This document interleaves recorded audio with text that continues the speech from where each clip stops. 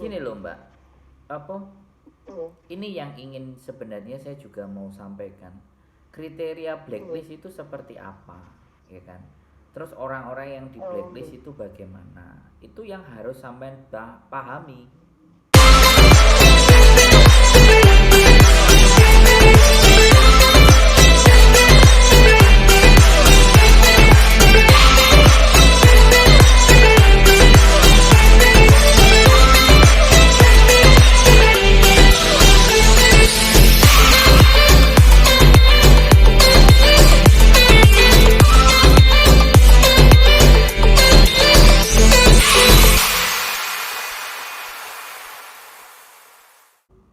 Halo, selamat malam. Gimana Mbak? Gini loh, aku dulu tuh kan aku ada masalah ya, pertamanya kan aku tuh keluar dari majikan kan, aku kerja 1 bulan terus berhutang ceritanya. Terus? Nah, majikan itu majikan itu bilang sama saya, kalau kamu keluar saya nggak akan ngasih kamu tiket, saya nggak akan ngasih kamu gaji katanya.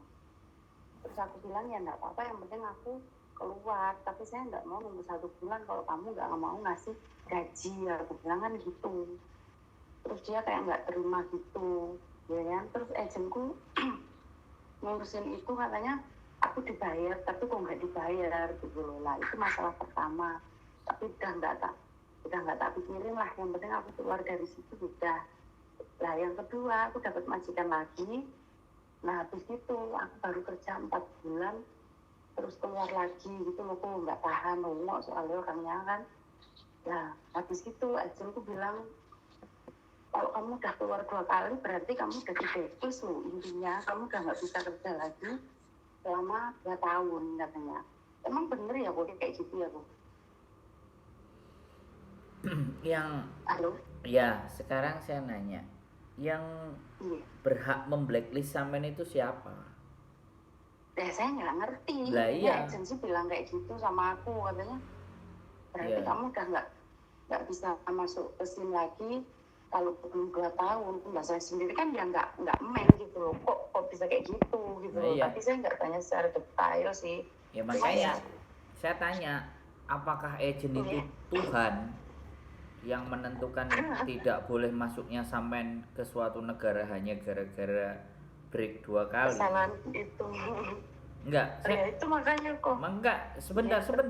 Sampean tak ajak Iya. berlogika gitu loh, karena sampean mau ke sana lagi. Iya.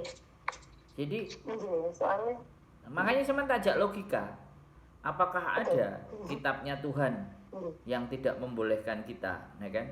Jadi Iya. gini loh Mbak, apa Iya. ini yang ingin sebenarnya saya juga mau sampaikan. Kriteria Iya. blacklist itu seperti apa, ya kan? Terus orang-orang yang di Oh, iya. blacklist itu bagaimana? Itu yang harus sampai pahami dalam hal ini gitu loh, ya. Ya, saya tanya makanya siapa yang bilang blacklist? Kalau yang bilang blacklist staff agent. Pertanyaan saya, apakah staff agent itu menentukan turun dan tidaknya visa? Kan enggak toh? Oh, iya, iya, iya. Enggak, bener enggak Berarti sampean? saya dibohongi dong Enggak, kok. Secara sebentar. tidak Sampean langsung ya. rungokno aku ngomong. Oh iya. Sampean kan Oh mau iya, iya. tanya ke saya kan. Jadi Iya, iya. kalau aku ngomong jawabannya sampean jangan panjang-panjang gitu loh. Oke. Iya. Jadi kalau saya tanya Maaf, maaf, jawaban maaf, aja sorry. yang menurut sampean oke. Jadi saya bertanya Oke. logika. Staff agent itu Iya. bukan imigrasi yang menentukan keluar atau tidaknya visa sampean gitu. Iya. Gini loh. Jadi Imigrasi staff bukan itu. agent itu hanya berkata supaya apa? Supaya sampean itu tidak melakukan break. Terus tujuannya Oh, ketika supaya sampean gak break supaya apa? Supaya dia dapat muka di tempat majikan. oh, Jadi iya, saya iya. kasih tahu ya Paham. kan, kalau misalnya nih kan, sampean kerja, terus ternyata 1 bulan break, ya, karena Iya. Iya. majikan sama majikan sama agent itu ada agreement, ada persetujuan. Makanya kalau Oh, sampean iya. pernah dengar, kalau dia Iya. lebih dari 6 bulan atau 4 bulan, atau Iya. kadang staff agent bilang kalau kamu mau ngebreak tunggu 1 tahun lah, kalau ngebreak kamu tunggu 8 bulan lah, atau tunggu 6 bulan lah. Iya. biar potonganmu habis, itu juga ada benernya. Itu juga menyelamatkan agent tersebut gitu loh. Oh. Karena ada agreement persetujuan, bisa jadi loh ya. Kita duga agent itu bikin perjanjian dengan majikan kalau anak ini 3 bulan bisa bertahan, bulan keempat itu sudah bukan tanggung jawab agent ya. Tapi kalau sebelum 3 bulan dia harus berhak mengganti orang lagi tanpa membayar biaya ngambil sampean gitu loh. Ngerti nggak? Nah disitulah makanya aku bilang sekali lagi break itu kalau memang tidak benar-benar, sekali lagi tidak benar-benar, kan sampean mestinya kan juga ngerti orang Hongkong itu gimana sih karakternya, kecuali dia itu mukul, ya kan, kecuali dia kekerasan fisik, kecuali kita membanting sesuatu yang membahayakan diri kita, nah baru gitu. Kalau cuman dicelatu, dimaki, kok nyambut gawe, awan sampai isu maneh misalnya, apa bengi maneh kan, itu kan bisa dipocoy, bisa dibantah, bisa ngomong gitu loh Mbak, ngerti nggak? Jadi gini, oke, sekarang aku bilang sama sampean, di blacklist atau tidak, kita akan tahu setelah kita mau coba proses lagi gitu loh. Nah itu makanya aku intinya ya, kebetulan saya lihat di Facebook terus ya lihat itunya sampean kan, terus aku Ya aku sudah, coba, sekarang kan sampean mau proses lagi. Kalau sampean mau proses lagi ya silahkan kirim KTP sampean Hongkong sama KTP Indonesia.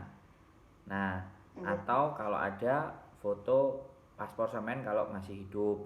Kalau masih hidup kan. Gitu loh. Karena sekarang kan saya mau cross check soalnya apa? Kan sekarang banyak anak yang pulang terus EKTP. Lah begitu EKTP datanya nggak sama KTP Hongkong, otomatis kalau paspornya juga mati kan pasti datanya nggak sama. Kalau data nggak sama kan masalah nanti di Hongkong. Bisa dipahami nggak? Berarti saya cuma ngasih foto Hongkong, KTP Hongkong sama KTP Indo doang kok sementara ini. Ya, kalau paspor sampean masih hidup lebih enak. Jadi biar cepat prosesnya. Tapi kayaknya kalau paspor mati kok, sudah mati. Ya wis, kalau mati ya oke lah, kalau sudah mati nggak ada masalah. Tapi intinya kan otomatis pasti sampean kalau proses dapat majikan kan pasti bikin paspor lagi. Dan satu yang saya garis bawahi, ya selama majikan nggak mukul, selama majikan nggak melakukan kekerasan secara fisik, ya kan, cuman ngomel-ngomel, usahakan untuk selesai. Kalau majikan melakukan hal-hal yang di luar aturan, buktikan, kita lapor ke labor, jangan dikit-dikit break, dikit-dikit notice, dikit-dikit madul, gitu loh Mbak. Bisa dipahami nggak? Saya memang tidak hidup di dalam majikan situ ya, di lingkungannya situ. Tapi setidaknya kita itu proses itu bayar potongan loh Mbak, gak eman-eman gitu loh.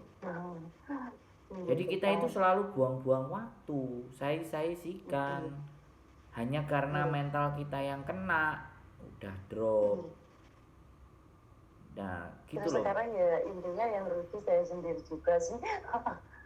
Lah ya gini loh, sampean nyadari kalau sampean masih merasa di Indonesia itu berat mencari rezeki, ya monggo bertahan di Hongkong apapun ceritanya, gitu loh. Kalau udah lewat gitu loh, saya berharap jenengan bisa bantu kok.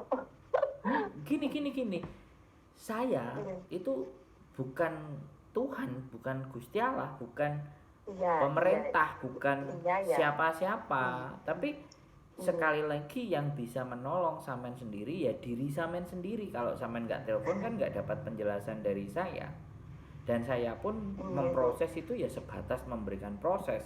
Kalau ataupun nanti di dalam majikan ya kemudian majikan yang ngomel-ngomel, kalau saya loh ya, kalau saya tanya lah, kamu apa mau nggak sama anak ini, kalau nggak mau kamu interminate saja gitu loh. Jadi kalau aku selalu berbicara bahwa jangan pernah ngebreak. Kalau majikan nggak suka, biarlah majikan yang menginterminate dengan alasan dia terserah. Sampean kan juga bisa punya cerita untuk memberikan alasan. Kalau ternyata disuruh 2 rumah, 3 rumah, sudah ditolak, masih ngeyel, masih ngancem-ngancem, nah itu kan beda persoalan. Bisa kita laporin gitu loh. Nah itu loh yang sebenarnya saya ingin sampaikan ke teman-teman gitu. Eman-emanan proses dari Indonesia ini loh gak gampang gitu. Jadi aja gampang nyeklek kalau memang sudah siap di sana ya wes. Hongkong kan ya udah seperti itu sih Mbak. Alhamdulillah, berarti saya intinya setelah dengar sampean ngomong berarti intinya masih ada sedikit harapan lah ya, siapa tahu kan. Yo dalam hidup itu selalu punya harapan. Terlepas sampean ngomong sama aku, bukan sama aku, tapi di dalam dirinya sampean sendiri itu harus penuh dengan harapan.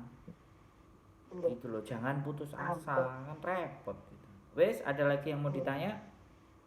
Sampun kok, sampun. Matur nuwun kok. Terima kasih banyak loh kok. Bye-bye. Nanti saya fotoin KTP-nya nih. Oke, siap. Terima kasih kok. Assalamualaikum. Selamat malam.